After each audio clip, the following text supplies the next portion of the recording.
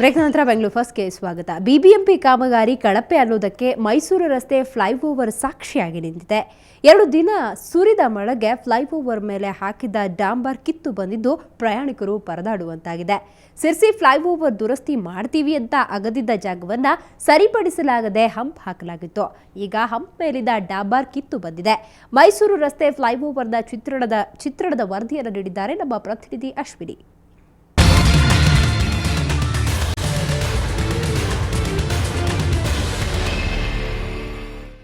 1999ರಲ್ಲಿ L&T ಸಂಸ್ಥೆ ಈ flyover ಅನ್ನು ನಿರ್ಮಿಸಿತು. ನಾವೀಗ ನಿಮಗೆ ಮೈಸೂರು ರಸ್ತೆಯ ಸಿರ್ಸಿ ಸರ್ಕಲ್ ಫ್ಲೈಓವರ್ ಅನ್ನು ತೋರಿಸ್ತಾ ಇದ್ದೀವಿ. 13 ವರ್ಷಗಳಾಗಿದೆ ಈ ಒಂದು ಫ್ಲೈಓವರ್ ಅನ್ನು ನಿರ್ಮಿಸಿ. 13 ವರ್ಷಗಳ ನಂತರ ಈ ಫ್ಲೈಓವರ್ ಸ್ವಲ್ಪ ಶಕ್ತಿಗುಂದಿದೆ. ಆ ಜಾಯಿಂಟ್ಗಳಲ್ಲಿರುವಂತಹ ಸ್ಪ್ರಿಂಗ್ಗಳು ಮತ್ತು ಬುಷ್ಗಳು ಸ್ವಲ್ಪ ಹಾಳಾಗಿದೆ ಅನ್ನೋ ಕಾರಣದಿಂದ BBMP ಇದರ ದುರಸ್ತಿಯನ್ನು ಕೈಗೆತ್ತಿಕೊಂಡಿತ್ತು. ಆದರೆ 18 ದಿನಗಳಾದ ನಂತರ ಕೂಡ ಇಲ್ಲಿ ಯಾವುದೇ ರೀತಿಯ ಕೆಲಸವನ್ನು ಕೂಡ BBMP ಮಾಡಿರಲಿಲ್ಲ. 18 ದಿನಗಳಾದ ನಂತರ ನಾವು ಸುದ್ದಿಯನ್ನು ಪ್ರಸಾರ ಮಾಡಿದ್ವಿ, ಇಲ್ಲೇನು ಕೆಲಸ ಆಗಿಲ್ಲ ಅಂತ ಹೇಳಿದ್ವಿ. ಅದನ್ನು ನೋಡಿ ಎಚ್ಚೆತ್ತುಕೊಂಡಂತಹ BBMP ಕಡೆಗೆ ಏನು ಮಾಡ್ತು, ಯಾವುದೇ ಕೆಲಸವನ್ನು ಮಾಡದೆ ಇಲ್ಲಿ ಒಂದು ಹಂಪನ್ನು ಹಾಕ್ಬಿಡ್ತು. ತಾನು ಓಪನ್ ಮಾಡಿದ್ದಂತಹ ಜಾಯಿಂಟ್ಗಳನ್ನೆಲ್ಲ ಕೂಡ ಕ್ಲೋಸ್ ಮಾಡಿಬಿಡ್ತು. ಇದಕ್ಕೆ ಕಾರಣ ಏನು ಅಂತಂದರೆ, ತಾವು ಓಪನ್ ಮಾಡಿದ ಜಾಯಿಂಟ್ಗಳನ್ನು ನೋಡಿದ ಮೇಲೆ ಇದು ಯಾವ ಟೆಕ್ನಾಲಜಿಯಲ್ಲಿ ದುರಸ್ತಿ ಆಗಬೇಕು ಅನ್ನುವಂಥದ್ದೇ BBMPಗೆ ಗೊತ್ತಾಗಲಿಲ್ಲ. ಇಲ್ಲಿ ಅಸಲಿಗೆ ಫಿಂಗರ್ ಜಾಯಿಂಟ್ಸ್ ಇದೆಯಾ, ಮೆಕ್ಯಾನಿಕಲ್ ಜಾಯಿಂಟ್ಸಲ್ಲಿ ಇದೆಯಾ ಅನ್ನುವಂಥದ್ದೇ BBMPಗೆ ಗೊತ್ತಾಗದೆ ಈಗ ಇಲ್ಲಿ ಹೊಸದಾಗಿ ಹಂಪ್ಗಳನ್ನು ಹಾಕಿಬಿಟ್ಟಿದ್ದಾರೆ. ಈ ಫಿಂಗರ್ ಜಾಯಿಂಟ್ ಮತ್ತು ಮೆಕ್ಯಾನಿಕಲ್ ಜಾಯಿಂಟ್ಗಳನ್ನು ಸರಿ ಮಾಡೋಕ್ಕೆ ಹೊರಟಂತಹ BBMP ಈಗ ಒಂದು ಹಂಪನ್ನು ನಿರ್ಮಾಣ ಮಾಡಿ ಇಡೀ ಫ್ಲೈಓವರನ್ನು ಹಾಗೆ ಬಿಟ್ಬಿಟ್ಟಿದೆ. ಈಗ ಸಂಚಾರ ಕೂಡ ಎಂದಿನಂತೆ ಸಾಗ್ತಾ ಇದೆ. ಆದರೆ ಈಗ 1-2 ದಿನದಿಂದ ಮಳೆ ಬಿದ್ದಿದೆ. ನಮ್ಮ BBMP ಎಷ್ಟರ ಮಟ್ಟಿಗೆ ಈ ಹಂಪನ್ನು ಕೂಡ ಇಲ್ಲಿ ಹಾಕಿದೆ ಅಂತಂದರೆ, ನೀವೀಗ ಇಲ್ಲಿ ನೋಡ್ಬೋದು, ಈ ಹಂಪನ್ನು ಹಾಕಿ ಇದಕ್ಕೆ ಡಾಂಬರನ್ನು ಹಾಕಿ ಕೇವಲ 2 ವಾರಗಳು ಆಗಿದೆ. ಆದರೆ ನೀವು ನೋಡ್ಬೋದು, ಆಗಲೇ ಒಂದು ಮಳೆಯ ನಂತರ ಎಲ್ಲವೂ ಕೂಡ ಕಿತ್ಕೊಂಡು ಬರ್ತಾ ಇದೆ. ತಾವು ಹಾಕಿದಂಥ ಡಾಂಬಾರು ಎಲ್ಲವೂ ಕೂಡ ಕಿತ್ಕೊಂಡು ಬರ್ತಾ ಇದೆ. ಇನ್ನು ಯಾವ ಕ್ವಾಲಿಟಿಯಲ್ಲಿ BBMP ಈ ಒಂದು ದುರಸ್ತಿ ಕಾರ್ಯವನ್ನು ಮಾಡುತ್ತೆ ಅನ್ನೋದು ನಮ್ಮ ಮುಂದೆ ಪ್ರಶ್ನೆಯಾಗಿ ಉಳಿಯುತ್ತೆ. ಸಾಕಷ್ಟು ಟ್ರಾಫಿಕ್ ಜಾಮ್ ಇರುವಂತಹ ಒಂದು ಫ್ಲೈಓವರ್ ಇದು. ಆ ಫ್ಲೈಓವರನ್ನು ಇವರು ಇಷ್ಟು ಮಟ್ಟದಲ್ಲಿ, ಇಷ್ಟು ಕಳಪೆ ಮಟ್ಟದಲ್ಲಿ ದುರಸ್ತಿ ಮಾಡೋದಾದರೆ ಯಾವ ರೀತಿಯ ದುರಸ್ತಿಯನ್ನು ನಮ್ಮ BBMP ಕೈಗೆತ್ಕೊಳ್ತಾ ಇದೆ ಅನ್ನುವಂತಹ ಪ್ರಶ್ನೆ ನಮ್ಮ ಮುಂದಿರುತ್ತೆ. ನಮ್ಮ ಜೊತೆಗೊಬ್ಬರು ಸವಾರರಿದ್ದಾರೆ, ಅವರು ಪ್ರತಿನಿತ್ಯ ಫ್ಲೈಓವರ್ ಮೇಲೆ ಓಡಾಡ್ತಾರೆ.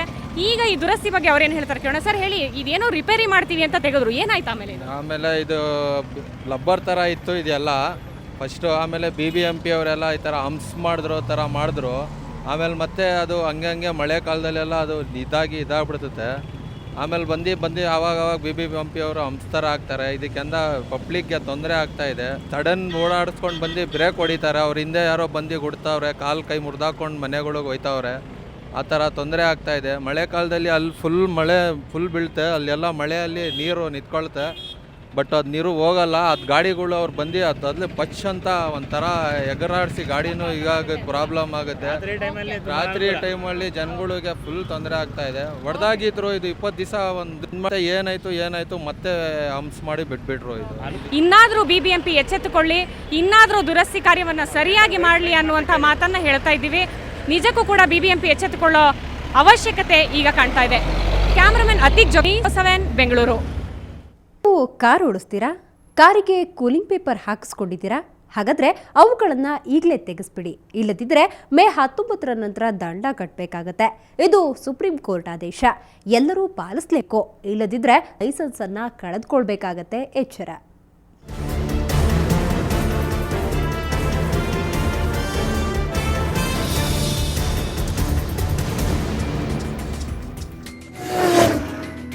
ಕಾರಿಗೆ ಕೂಲಿಂಗ್ ಪೇಪರ್ ಹಾಕ್ಸಿದ್ದೀರಾ?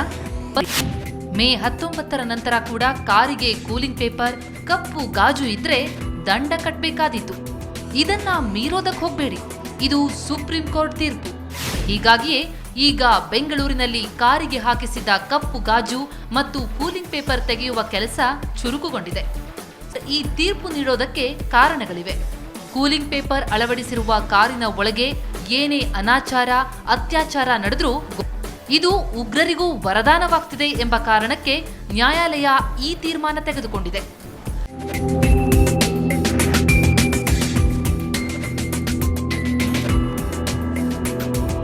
ಕಿಡ್ನ್ಯಾಪ್ ಮಾಡೋದು, ರೇಪ್ ಮಾಡೋದು ಅಥವಾ ಮರ್ಡರ್ ಮಾಡೋದು, ಇಂತಹ ಪ್ರಕರಣಗಳು ಬಹಳ ಜಾಸ್ತಿ ನಮ್ಮ ಗಮನಕ್ಕೂ ಬಂದಿದೆ ಮತ್ತು ಬೇರೆ ದೇಶದ ಬೇರೆ ಕಡೆನ ಜಾಸ್ತಿ ಇದೆ. ಪರ್ಟಿಕ್ಯುಲರ್ಲಿ ಈವನ್ ಉಗ್ರಗಾಮಿಗಳ ಕಾರ್ಯಚಟುವಟಿಕೆಯೂ ಸಹ ಭಾಳಷ್ಟು ಫಲಕಾರಿಯಾಗುತ್ತೆ ಇಂತಹ ಟಿಂಟೆಡ್ ಗ್ಲಾಸಸ್ ಇದ್ದರೆ. ಸೊ ಅದಕ್ಕಾಗಿ ಇದನ್ನು ಕಡಿವಾಣ ಹಾಕಬೇಕು ಅಂತ. ಹೀಗಾಗಿಯೇ ಈಗ ಬೆಂಗಳೂರಿನಲ್ಲಿ ಕೂಲಿಂಗ್ ಪೇಪರ್ ತೆಗೆಯುವ ಕೆಲಸ ಜೋರಾಗಿ ಸಾಗ್ತಿದೆ. ಬೆಂಗಳೂರಿನ 10 ಕಡೆ ಉಚಿತವಾಗಿ ಕೂಲಿಂಗ್ ಪೇಪರ್ ತೆಗೆಯಲಾಗ್ತಿದೆ.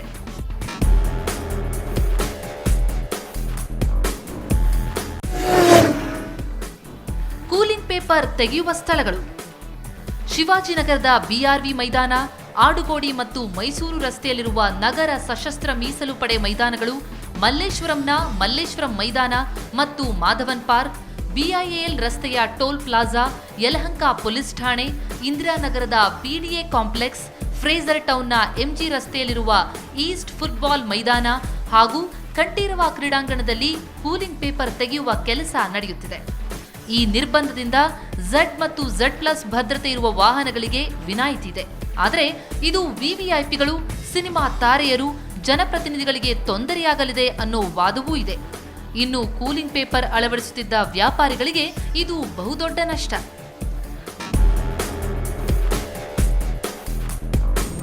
ಜೀವನ ನಡ್ಸ್ಕೊಂಡು ಹೋಗ್ಬೇಕು ಮೇಡಮ್. ನಡ್ಸ್ಕೊಂಡು ಹೋಗೋದಕ್ಕೆ ಇರೋದು ನಮ್ಮ ಜಾಬ್ ಅಂದರೆ ಇದೊಂದೇ ಕೆಲಸ ವರ್ಕ್. ಇಲ್ಲಾಂದ್ರೂ ಒಂದು 15-16 ಇಯರ್ಸಿಂದ ಮಾಡ್ತಾಯಿದ್ದೀವಿ. ನೋಡೋಣ ಮುಂದೆ ಯಾವ ಥರ ಆಗುತ್ತೆ. ದಂಡ ಬೇಕಾದರೂ ಕಟ್ತೀವಿ, ಕೂಲಿಂಗ್ ಪೇಪರ್ ತೆಗೆಯೋದಿಲ್ಲ ಅನ್ನೋರನ್ನು ಸುಮ್ಮನೆ ಬಿಡೋದಿಲ್ಲ. ದಂಡ ಕಟ್ಟಬೇಕು, ಎಚ್ಚರ. ಮೊದಲನೇ ಸಾರಿ ಸಿಕ್ಕಿಬಿದ್ರೆ 100 ರೂಪಾಯಿ, ಎರಡನೇ ಸಾರಿ ಸಿಕ್ಕಿಬಿದ್ರೆ 200 ರೂಪಾಯಿ, ಮೂರನೇ ಸಾರಿ ಸಿಕ್ಕಿಬಿದ್ರೆ 300 ರೂಪಾಯಿ ದಂಡ ಕಟ್ಟಿಸ್ಕೊಳ್ತಾರೆ. ಮೂರನೇ ಸಾರಿಗೆ ಲೈಸೆನ್ಸ್ ಕೂಡ ಕ್ಯಾನ್ಸಲ್ ಆಗುತ್ತೆ. ಪ್ರಶ್ನೆ ಇರೋದು ಅದಲ್ಲ, ಈಗ ಇರುವ ನಿಯಮಗಳನ್ನೇ ಸರಿಯಾಗಿ ಪಾಲಿಸದ ಗಣ್ಯಾತಿ ಗಣ್ಯರು ಈ ಕೂಲಿಂಗ್ ಪೇಪರ್ ನಿರ್ಬಂಧವನ್ನ ಪಾಲಿಸ್ತಾರಾ ಅನ್ನೋದು. ನಂದಿನಿ ಜೆ ಮತ್ತು ನಾಗೇಂದ್ರ, ಸುವರ್ಣ ನ್ಯೂಸ್ 24/7 ಬೆಂಗಳೂರು. ಇನ್ನು ಕರ್ನಾಟಕದಲ್ಲಿನ ಚಿನ್ನದ ದರ ಎಷ್ಟಿತ್ತು ಬನ್ನಿ ನೋಡೋಣ. 22 ಕ್ಯಾರೆಟ್ನ 10 ಗ್ರಾಂ ಚಿನ್ನಕ್ಕೆ 26,700 ರೂಪಾಯಿ. ನಿನ್ನೆಯ ದರಕ್ಕೆ ಹೋಲಿಸಿದ್ರೆ 22 ಕ್ಯಾರೆಟ್ ಚಿನ್ನದ ಬೆಲೆಯಲ್ಲಿ ಇಂದು 120 ರೂಪಾಯಿ ಏರಿಕೆಯಾಗಿದೆ.